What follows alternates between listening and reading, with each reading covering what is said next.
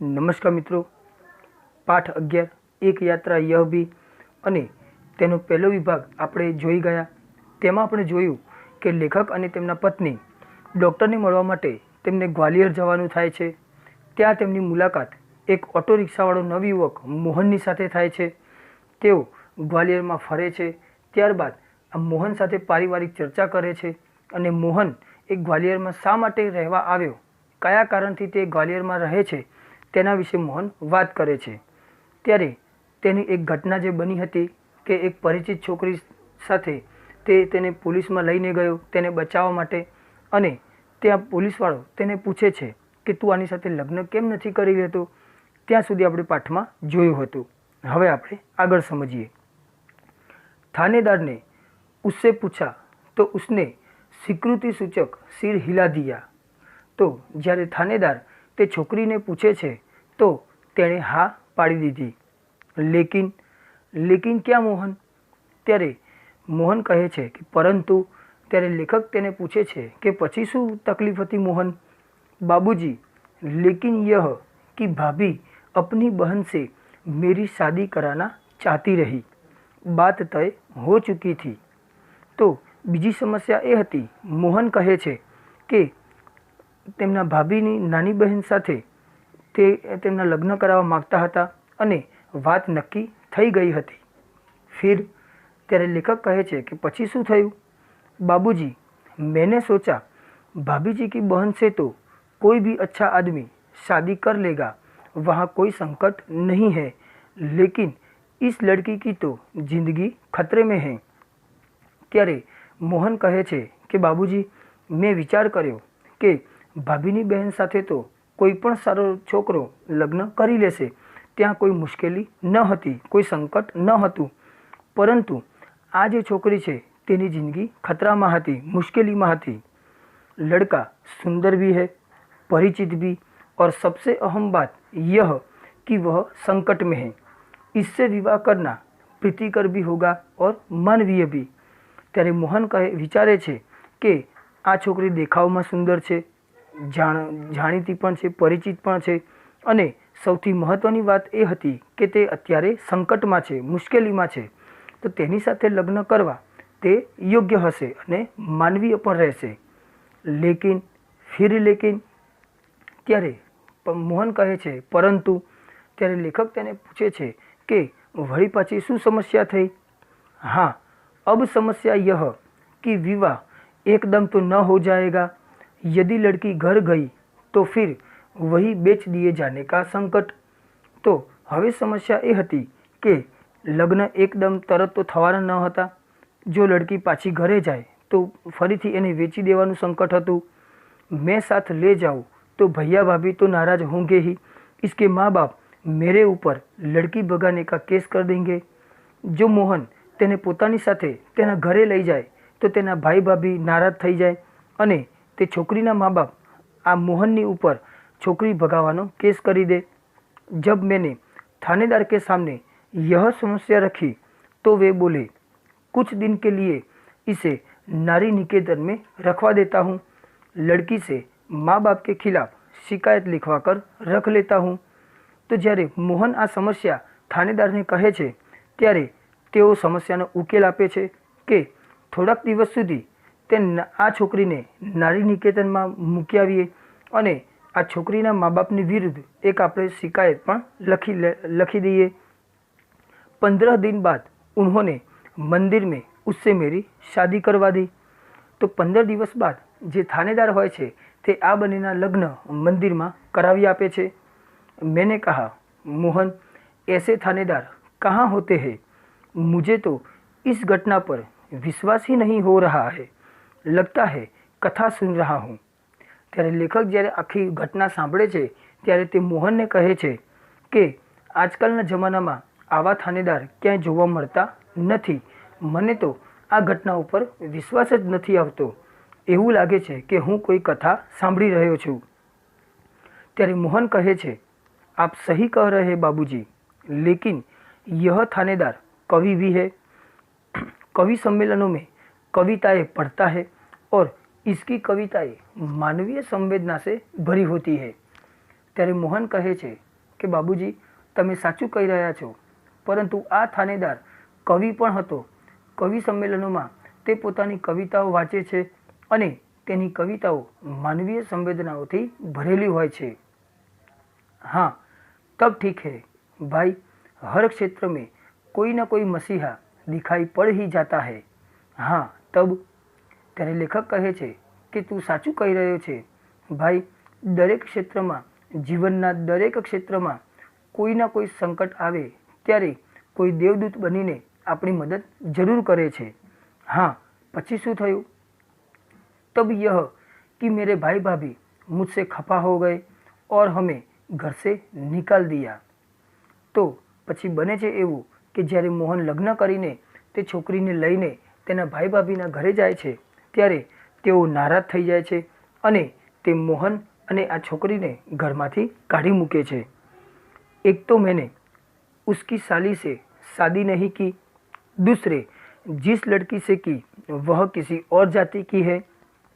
तो તેના ભાઈ ભાભીનું નારાજ થવાનું કારણ એ હતું કે એક તો તેમણે તેની સાળી સાથે લગ્ન ન કર્યા અને બીજું કે જે છોકરી સાથે લગ્ન કર્યા તે બીજી જાતિની હતી। તો તુમ લોગ ગ્વાલિયર આ ગયે। હા બાબુજી। ત્યારે લેખક કહે છે કે આ કારણોસર તારે ગ્વાલિયર આવવું પડ્યું।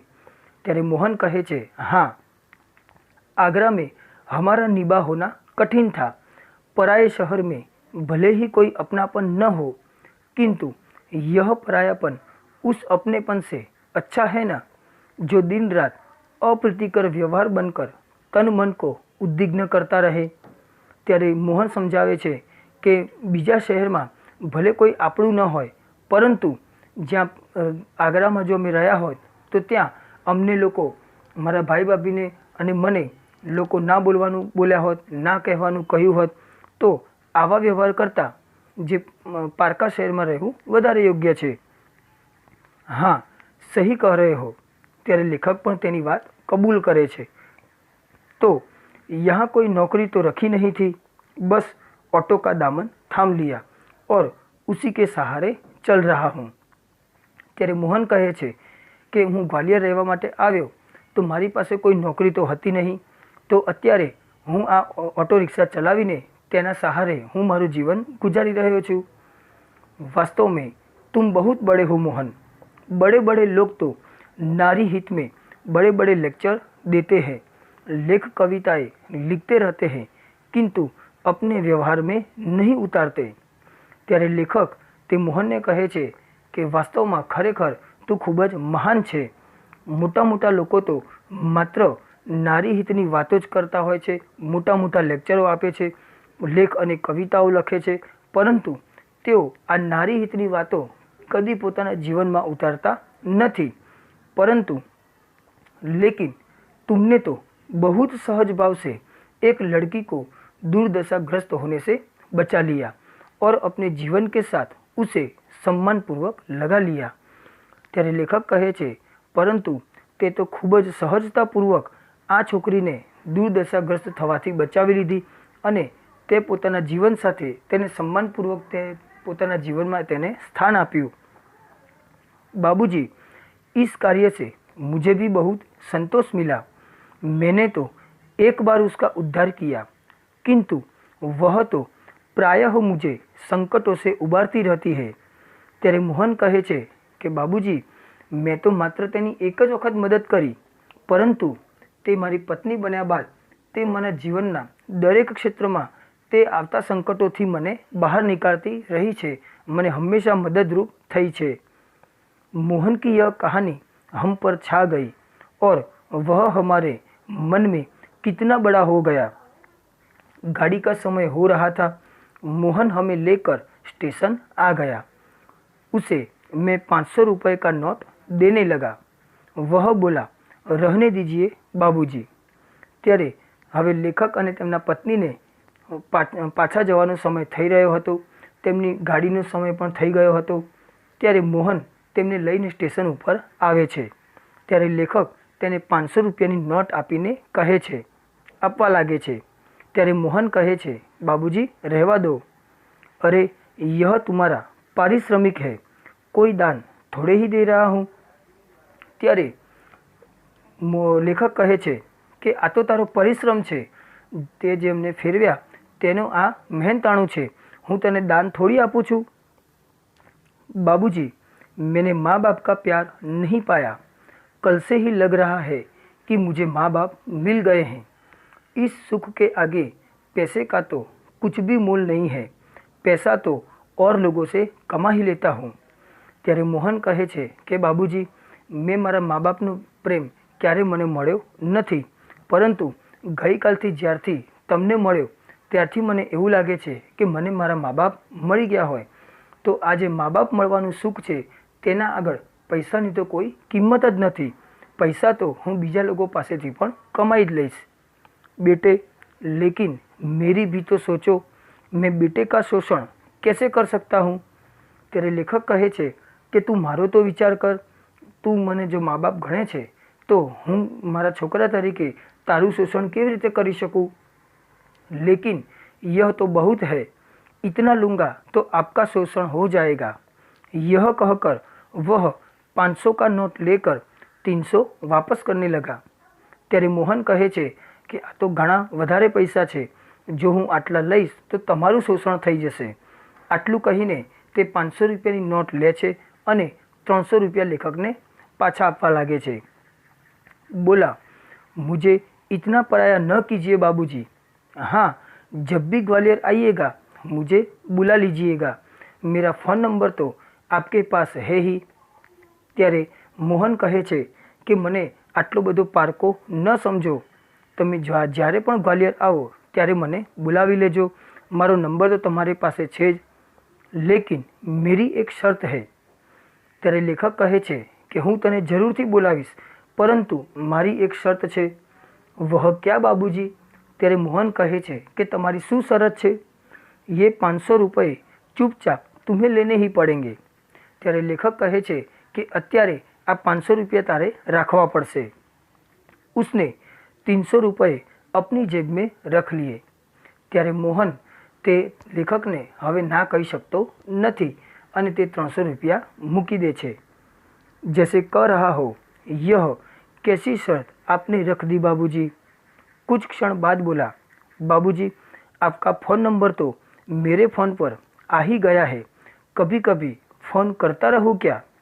ત્યારે મોહન કહે છે કે બાબूजी તમારો નંબર તો મારા ફોન પર આવી જ ગયો છે, શું મને ક્યારેક ક્યારેક યાદ આવે તો હું फ़ोन કરી શકું। हाँ हाँ भाई, शौक से, मुझे अच्छा लगेगा। ત્યારે લેખક કહે છે કે તું તને જ્યારે પણ યાદ આવે, જ્યારે પણ ઈચ્છા થાય ત્યારે તું મને फ़ोन કરી શકે છે, મને ખૂબ જ ગમશે। लेकिन आपका नाम तो मैंने पूछा ही नहीं। ત્યારે ત્યારે મોહન કહે છે કે તમારું નામ તો મેં પૂછ્યું જ નથી। मैं हूँ सत्यकेतु और पत्नी है कामना। ત્યારે લેખક કહે છે કે મારું નામ સત્યકેતુ છે અને પત્નીનું નામ कामना છે। और जब हम स्टेशन के अंदर जाने लगे तब वह आँखों में न जाने कितना अपनापन लिए हमें निहारता रहा। અને જ્યારે લેખક અને તેમના પત્ની સ્ટેશન ઉપર અંદર જાય છે ત્યારે આ મોહન હોય છે તે આત્મીયતાપૂર્વક તેમને જોયા કરે છે।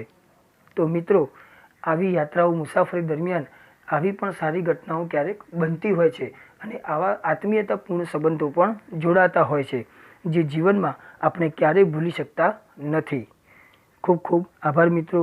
આ પાઠ અહીં પૂર્ણ થાય છે।